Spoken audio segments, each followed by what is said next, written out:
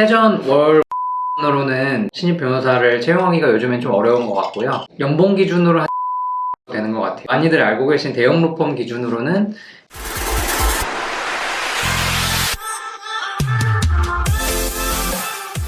네, 오늘은 이 변호사들의 연봉이 도대체 뭐 얼마나 받는지, 나중에 파트너를 어떻게 승진하는지 뭐 이런 내용 한번 이야기해 볼게요. 많은 사람들이 제일 궁금한 게 뭐 모든 직역이 다 그렇지만 도대체 변호사들의 신입 연봉은 얼마냐? 뭐 다양하죠, 신입 연봉. 제일 낮았을 때가 어느 정도인 것 같아요? 일반 회사원으로 근무할 수도 있으니까 그거는 제외하고 얘기를 할게요. 그렇죠. 그러니까 일반적인 변호사로 뭐 로펌이든 법률사무소든 뭐 요즘은 최소로 보면 한 월 한 500 정도 아닌가. 세전? 네, 이게 정확하진 않습니다. 왜 갑자기 또 한 발 빼는 거지?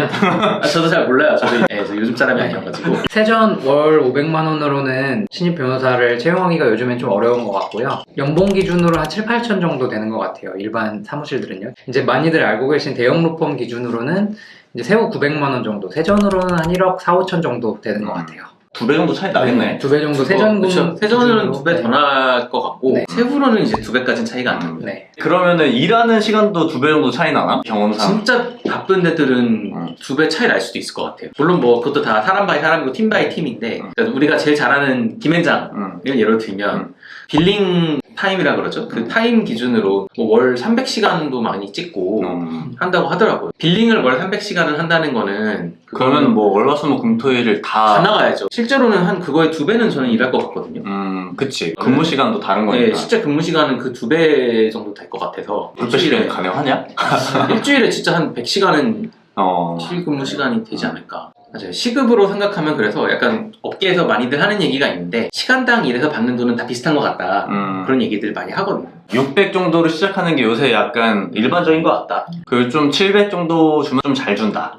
이제 그 이상은 좀 많이 큰 펌이나 부티크 펌 이상으로 갈 경우에나 이제 그 정도 가고. 자, 그러면 변호사들이 연봉이 보통 초봉이 다른 직역들보다 높은 편인데 아무래도 우리들 사이에서는 많이 낮았다 하지만 이 연봉이라는 게 계속 년이 갈수록 상승을 하는데 변호사들은 연봉 천장이 없나? 있는 것 같아요? 변호사 직역이야말로 저는 그 임금 피크제가 자연스럽게 도입된 저희는 어쏘 변호사라고 하는데 근로자 신분의 변호사님들의 임금 천장이 당연히 있죠. 대형 로펌 같은 경우에도 이제 그 어쏘 변호사로 근무하는 연차까지의 뭐 임금 천장이 대략적으로 있고 다른 로펌들도 천장들이 대부분 있죠. 일반 회사들은 대기업이라 하더라도 뭐 오래 일을 해야 임금 피크제 적용이 되는데 변호사는 뭐 짧게는 한 5년? 뭐 길게도 10년은 안 되는 것 같아요. 변호사들이 임금 피크와 이 파트너로 나가야 하는 그 시점에 맞물리는 거죠. 자, 그러면 이제 변호사들은 도대체 어떤 방식을 통해서 채용을 하는 건지 좀 사람들이 또 궁금해할 것 같은데 사람인이나 자코리아 이런 데에서 보통 많이 본다고들 하는데 변호사는 뽑는 그런 창구가 하나밖에 없어요. 이 대한변호사협회에서 운영하는 취업정보센터라는 게 있는데 사실 모든 변호사 사무실들이 다 거기로 올립니다. 그래서 이 공채라고 한다면은 거기에 올리고 아니면 대부분 다 소개로 받죠. 대형 로펌은 조금 예외적인 게 이제 재학 중에 미리 좀 잘하시는 분들 컨펌이라고 하는데요. 이게 미리 채용하는 그 시스템이 있어서 변호사 시험 보기 전에요. 대형 로펌은 신입 변호사들은 대부분 그걸로 채용을 많이 하고 인재풀에 들어와 있는 분들, 뭐 회사에서 면접을 봤던 분들이나 근무하고 계신 변호사님들 지인 채용하는 경우도 되게 많아요. 사기업들이랑 또 비슷한 점도 있는 게 대형 로펌들은 또 이 그냥 자기네 홈페이지만 올리는 경우도 되게 많아요. 그래서 마치 이제 자신 있네. 예, 올 사람들은 알아서 여기 들어와서 볼 것이다. 그거를. 그 윤 변호사는 어쨌든 좀 스카이 로스쿨 나왔으니까 스카이 로스쿨에서는 이 컨펌 받냐 안 받냐가 또 그 2학년 때부터 엄청 중요한 또 기점이잖아. 다닐 때는 좀 그런 생각들이 있죠. 인턴을 나가봤느냐, 아니면 뭐 컨펌이 돼서 이제 앞으로 입사가 확정되었느냐 그런 걸 가지고 서로 뭐 누구는 됐느니 누구는 안 됐느니 신경전도 있고 견제도 있고 하는데 사실 졸업하고 나면은 그런 일이 있었나 싶을 정도로 잘 기억이 안 납니다. 로스쿨에 다닐 때는 이제 눈앞에 보이는 게 사실 되게 불확실한 어떻게 보면 미래이고 막 앉아서 공부만 하고 이러다 보니까 할 얘기도 별로 없고 그래서 맨날 그런 얘기만 하면서 서로 좀 이렇게 약간 견제를 하는데 나와보면은 글쎄요. 근데 그것도 이 스카이 로스쿨이나 고민하는 것들이지 그 미니 로스쿨에서는 컨펌 자체라는 게 굉장히 드물죠. 드문 일이기 때문에 그거를 막 기대한다거나 그러지는 사실 않고 검사나 로클럽 이 정도나 사실 좀 바라보지 대형 로펌 취직은 처음부터 취직은 쉽지가 않죠. 내 생각에는 변호사 직역이야말로 아마도 좀 소개가 중요하지 않나. 뭐 연애 한두 명씩 이런 식으로 보통은 대체로 그렇게 뽑기 때문에 대부분 다 소개로 하고 이 업계에 워낙 좁다 보니까 그 평판조회라고 우리 흔히 쓰는 네. 그 표현을 쓰면서 이 사람이 어떤 사람인지 다 분석해가지고 그렇게 채용하고 있죠. 심지어 대형 로펌도 오히려 더 그러는 것 같기도 네, 하고. 레뷰 책도 많이 하고 그래서 교우 관계가 중요하다. 맞아요. 좀 친구들이랑 친하게 지내라. 근데 갑자기 전화 받기도 하잖아요. 어떤 사람이냐, 네. 학창 시절에 뭐 어땠냐, 막 이런 것도 물어보고. 그런 전화 오면 보통은 웬만해서 나쁘게는 얘기는 안 하는데 그쵸. 네. 근데 반대로 생각하면 거기서 안 좋은 얘기가 나온다. 그러면은 오죽하면 이렇게까지 얘기했을까가 맞아요. 되는 거죠. 로시오패스라고 하거든요. 로시오패스로 이제 활동하신 분들은 어려우실 수 있죠. 가끔 있어요 그런 경우가. 네. 아무리 물론- 좋게 얘기해주려도 좋게 얘기해줄 수 없는 사람들이 있긴 하지. 네. 자, 그 다음에는 이제 여기 지금 보고 계시는 뭐 주니어 변호사님들이나 뭐 로스쿨 다니시는 분들이 도대체 로펌은 어떤 어소들을 원하는지, 어소의 인재상에 대해서 좀 궁금할 것 같은데, 사실 저희도 저희 최연이도 채용을 할 때마다 보면은 많은 이력서들을 보게 되는데, 지원서를 쓸 때 한 땀 한 땀 자기소개서도 막 노력해서 쓰고 어떻게 어필할까 쓰는데, 채용자 입장에서는 그걸 되게 제대로 안 볼 때가 많거든요. 도대체 실제로 이 채용자들은 뭘 중요시하게 생각하는지 뭐 우리 기준에서 한번 이야기해볼까요? 하나는 객관적인 스펙, 그 다음에 그 사람이 어필하려고 하는 어떤 특수한 능력, 그 다음에 이제 그 사람의 마인드, 한 이 정도일 것 같은데, 스펙 어떻게 생각하세요? 스펙하고 들어왔을 때 일을 얼마나 이 사람이 좀 성실하게 하는지 능력 있게 하는지랑은 꼭 일치하진 않아가지고 절대적인 건 아니에요. 다만 이제 스펙이 우리가 생각했을 때 중요하다고 보는 이유는 뭐 이분을 실제로 같이 겪어보기 전까지는 이 사람에 대해 아는 게 없잖아요. 스펙 말고는.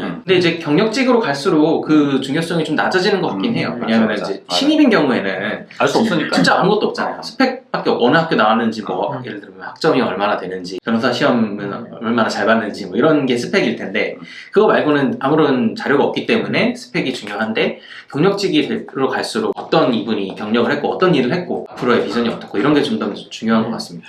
로펌들은 그리고 홈페이지 통해서 저희 구성원들의 양력들을 공개를 하기 때문에 그래서 스펙을 좀 이제 중시하는 경향도 있는 것 같아요. 고객들한테 보여주는 우리의 스펙이다. 네. 우리 로펌의 스펙을 네, 보여주는 것도 그런 하니까. 의미에서도 좀 중시하는 경향이 있는 것 같습니다. 나 같은 경우는 능력 같은 걸 좀 중요하게 보는데 객관적인 학교 스펙이나 이런 게 썩 좋지는 않은데 우리가 원하는 이 업무를 다양하게 해봤어. 근데 그런 것들은 굉장히 큰 어필이 될 수도 있지. 이거 마지막으로 이제 마인드인데 이 마인드라는 게 참 주관적이어가지고 이건 나도 실수했었던 건데 나는 어수 생활을 하진 않았지만 옛날에 어느 한 군데 지원에 떨어진 적이 있었어. 근데 그때 나는 내가 진취적이고 막 되게 막 능동적으로 무언가를 잘할 수 있고 막 심지어 나는 금방 영업도 해올 수 있다 이런 식으로 어필을 했었고 이게 내 강점이라 생각했는데 지금 돌이켜 생각해보니까 그런 헛소리를 해서 떨어진 게 아닌가 라는 생각이 좀 드는데 맞아요. 그러니까 근로자로 고용을 하는 거잖아요. 그래서 뭔가 사실은 뭐 진취적이고 뭐 능동적으로 하는 것도 좋긴 한데 기본적으로 원하는 덕목은 일반적으로 성실성인 것 같아요. 그러니까 주어진 일을 얼마나 성실하게 자신이 최선을 다해서 군말 없이 하냐? 시간 안에 해낼 수 있느냐 그거를 좀 제일 중요하게 보는 것 같아요. 특히 신입일수록. 왜냐하면 이제 어소의 역할은 사실은 어쨌거나 이제 이 일을 도와주실 변호사님들이 필요해서 우리가 어소 변호사를 뽑는 거잖아요. 그리고 그 말씀하시는 영업이라든지 뭔가 소위 말해 사건을 만든다든지 이런 거는 사실은 파트너 변호사의 영역이라서 그거를 어소 변호사한테 처음부터 기대하기는 좀 어렵죠. 사실 맞지도 않고. 그것도 반대로 어소가 처음에 지원을 할 때 그런 능력을 너무 어필하면 뭐 제 경우라고 생각을 하는데 내가 그때 당시에 사용자로 생각했을 때 봤으면 얘는 뭐 금방 나갈래네 분명히 그렇게 생각했을 것 같아. 그래서 이제 우리 맨날 얘기했던 창업가형 스타일 개업형 스타일과 뭐 관리자형이라고 관리자형 스타일, 뭐 근로자형 스타일과 분명히 다른 것 같아요. 대체로 이제 좀 자리가 잘 잡혀있는 로펌일수록 오히려 그 창업가형 스타일은 원하지 않는다. 큰 로펌일수록 그런 거. 네가 영업 안 해도 어차피 우리가 지금 네. 잘 싸우고 있는데 뭘 굳이 네가 영업을 하냐. 그렇게 하고 싶으면 나가서 네 거 해. 이렇게 그렇죠. 되는 거지. 조금 전 얘기로 돌아가면은 저는 뭐 어떤 사람을 뽑을 때 같이 일해본 경험이 있는 사람의 추천이 진짜 중요한 것 같아요. 그게 정말 베스트. 그게 베스트지. 근데 이거는 사실 변호사뿐만 아니라 모든 사람들의 적용이 되는 것 같아서. 근데 참 이게 딜레마가 그 경력직으로 지원을 할 때는 전 회사에서 이제 떠날 생각을 하고 지원을 하는 거잖아요. 맞아요. 그러면 이제 그거를 그 전 회사에 물어보는 게 좀 맞지는 않기도 하고 맞아요. 그런 부분이 딜레마는 있지. 있죠. 자, 마지막으로 그러면 이제 도대체 이 업소들은 언제까지 업소를 하는 건지, 그 다음에 뭐 어떻게 파트너가 될 수가 있는 건지, 로펌마다 파트너가 되는 그 루트랑 방법은 너무 다양한 것 같은데, 대형 로펌 어떻게 파트너 되는 것 같아요? 사실 옛날에는 10년에서 20년 전 진짜 그때는 이제 열심히 일하면은 한 7년 뭐 이 정도 되면 유학 한번 갔다 오고 그 다음에 조금 더 일하면은 파트너 심사해서 한 10년에서 15년 사이에는 다 파트너가 됐거든요.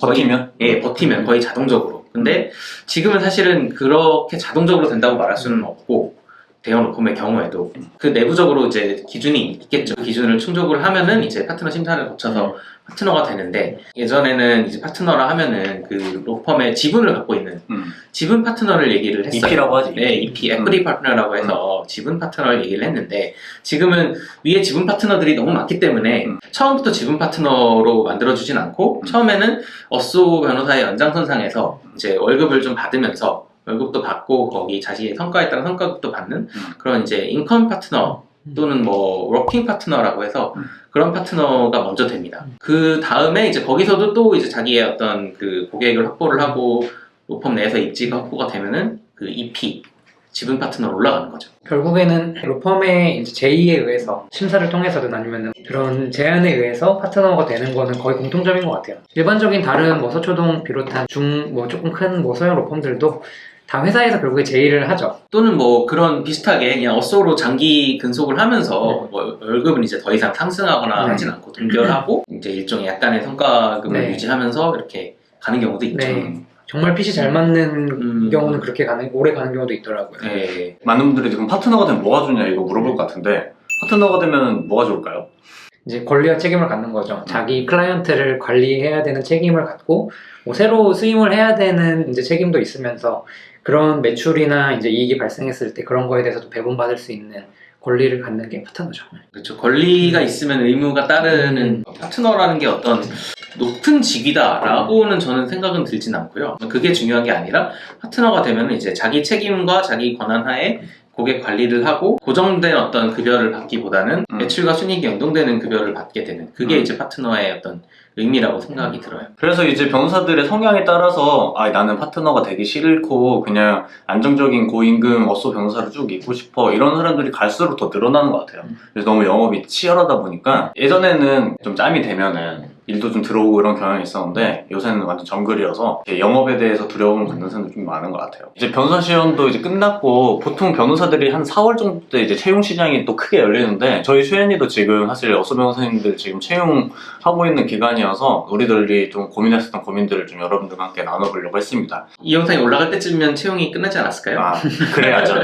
이 영상이 올라갈 쯤 되면 이미 채용이 다 마무리되기를 바라고. 아무튼 또 궁금하신 뭐 변호사 채용이나 변호사 연봉이나 뭐 변호사 생활에 대해서 궁금한 거 있으시면은 댓글 남겨주시면 저희가 최대한 솔직하게 다 답변 드리도록 하겠습니다. 그럼 다음번에 또 재밌는 변호사 이야기에 대해서 그것도 가져오도록 할게요. 네.